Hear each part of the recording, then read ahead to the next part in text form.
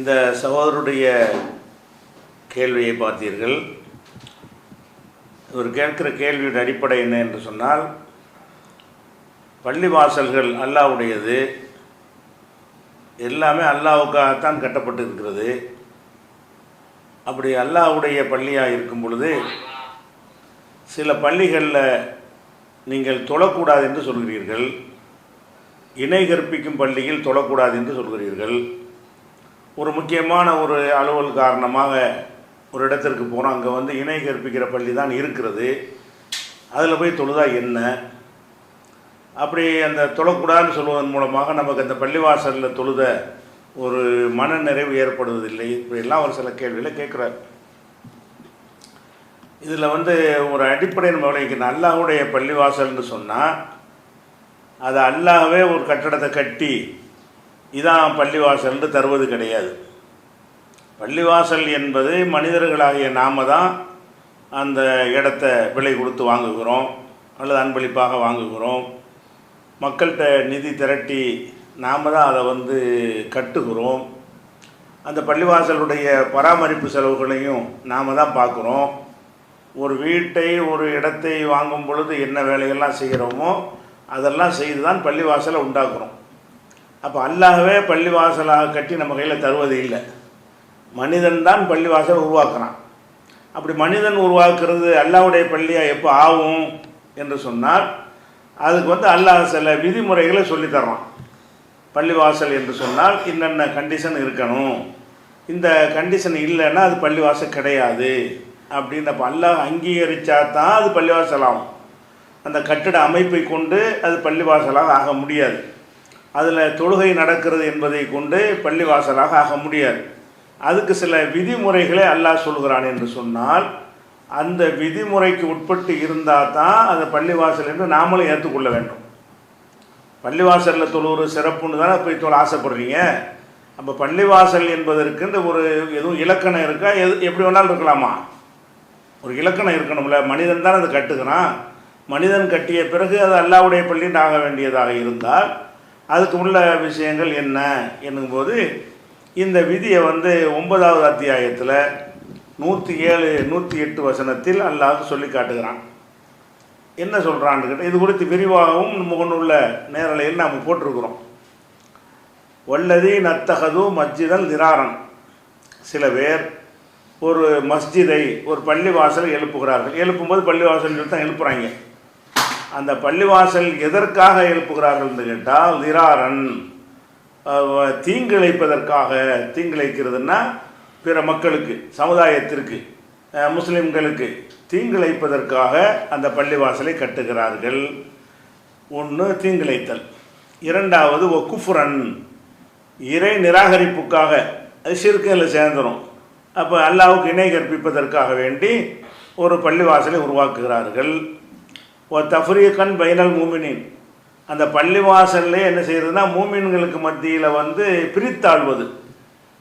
பிரித்தாழ்வதுன்னா இது நீ வரலாம் நீ வரக்கூடாதுன்னெலாம் பிரித்தாள்றாங்கல்ல.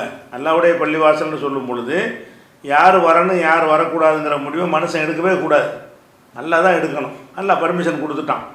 அவன் போய் தப்பான முறையில் தொழுதா கூட அது அவனுக்கு அல்லாஹ்வுக்குள்ள விஷயம். அப்போ நீங்கள் என்ன செய்யக்கூடாது, அந்த பள்ளிவாசலை மூமின்களுக்கு மத்தியில் வேறுபடுத்தி காட்டிவிடக்கூடாது. அந்த பள்ளிவாசல் உரிமையை பொறுத்த வரைக்கும் அவன் எந்த வகையான குரூப்புக்காரனாக இருந்தாலும் சரி, அது மூமின்களுக்கு மத்தியில் நீங்கள் பிரித்தாழ்வதுக்காக ஒரு பள்ளிவாசலை கட்டுகிறார்கள். ஒயிர் சாதல் லிமன் ஹாரபல்லாஹ் வ ரசூலஹு, அல்லாஹ் ரசூலுக்கு எதிராக யுத்தம் செய்வதற்கெல்லாம் அடைக்கலம் கொடுக்குறாங்க. பள்ளிவாசல்னு சொன்னால் அல்லாஹ் ரசூலுக்கு எதிராக போர் செய்கிறவங்களுக்கெல்லாம் ஒரு அடைக்கலம் கொடுக்குறாங்கன்ற என்ன அர்த்தம்? அதாவது வட்டி வாங்குறவன் அல்லாஹ்வுக்கு எதிராக போர் செய்கிறவன், அந்த வட்டி வாங்குகிற ஒருவனை அந்த பள்ளிவாசலுடைய கமிட்டியின் தலைவராக போடுறாங்க. இப்போ யாருக்கு புகலிடம் கொடுக்குறாங்க? அல்லாஹ் ரசூலுக்கு எதிராக யுத்தம் செய்கிறவர்களுக்கு புகலிடமாக கொடுத்துட்றாங்க. இப்படி இந்த 4 விஷயம் ஒரு பள்ளியில் இருக்குன்னு வைங்க. இதை செஞ்சுட்டு அரதனா இல்லல் ஹுஸ்னா, நாங்கள் நல்லதைத்தான் நாடுகிறோம் என்று வர சத்தியம் செய்கிறார்கள். அல்லாஹ் அவர்கள் பொய்யர்கள் என்று சாட்சி கூறுகிறான். இப்படி அல்லாஹ் சொல்கிறான். 4 விஷயத்தை கவனிங்க. 4 என்ன? பள்ளிவாசல் மக்களுக்கு தீங்கிழைக்கிற காரியங்களை செய்யவே கூடாது. இப்போ பள்ளிவாசல் வச்சு வரதட்சணை வாங்கி கொடுக்குறாங்க. அப்போ வரதட்சணை தீங்கு தானே?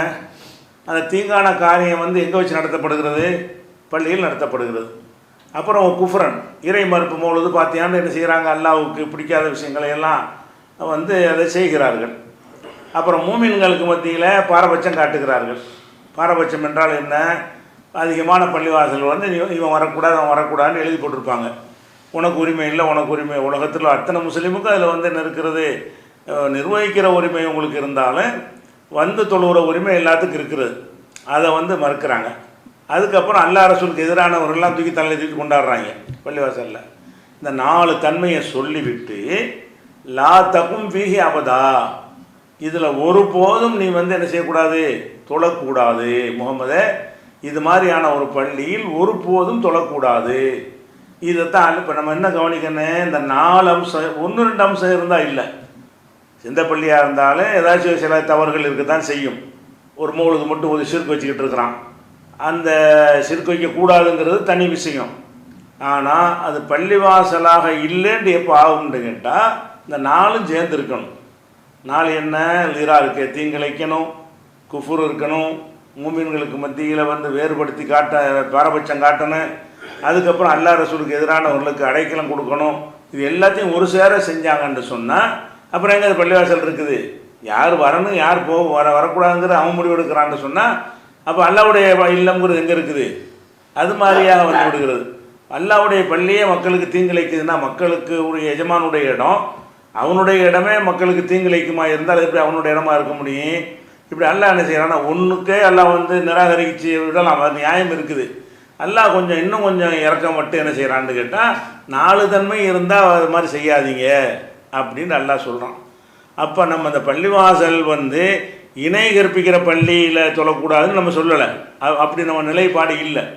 அல்லது தௌஹீத் அல்லாத பள்ளியில் தொழக்கூடாது என்றும் நம்ம சொல்லவில்லை. தௌஹீத் அல்லாத பள்ளிகள்லையே இந்த 4 அம்சத்தில் ஏதோ 1, 2லாம் இருக்கும், 2 இல்லாமல் இருக்கும், அங்கே நம்பி தொழலாம். இந்த 4ம் சேர்ந்து இருந்த பள்ளியில் தொழக்கூடாது என்பது தான் அல்லாஹ்வுடைய கட்டளை. அந்த பள்ளின்னு நல்லா ஏற்றுக்கொள்ள மாட்டேங்கிறான். இப்போ நீங்கள் சில சந்திக்கிற சங்கடங்கள் எல்லாம் வந்து இந்த விதி பிரகாரம் பெரும்பாலும் வராது. இந்த 4ம் சேர்ந்தால்போல் இருக்கிற பள்ளிகள் வந்து ரொம்ப ரொம்ப ரொம்ப குறைவு. சிறுக்கு வைக்கிற பள்ளிகளாக இருந்தால் கூட இந்த 4ல் 2 இருக்கும், 3 இருக்கும், 1 இருக்கும். 4ம் சேர்ந்து இருக்குன்னு சொல்ல முடியாது. அப்படியான ஒரு நிலையில் இருக்குன்னு சொன்னால் அது ரொம்ப குறைவான பள்ளிவாசலுக்கு நம்ம போக மாட்டோம். சரியா? இன்னும் சொல்ல போனால் உங்களை வந்து போர்டை போட்டு விரட்டாமல் இருந்தாலே நீங்கள் போகலாம். அந்த 3வது அம்சம் அடிபட்டு போயிடுத.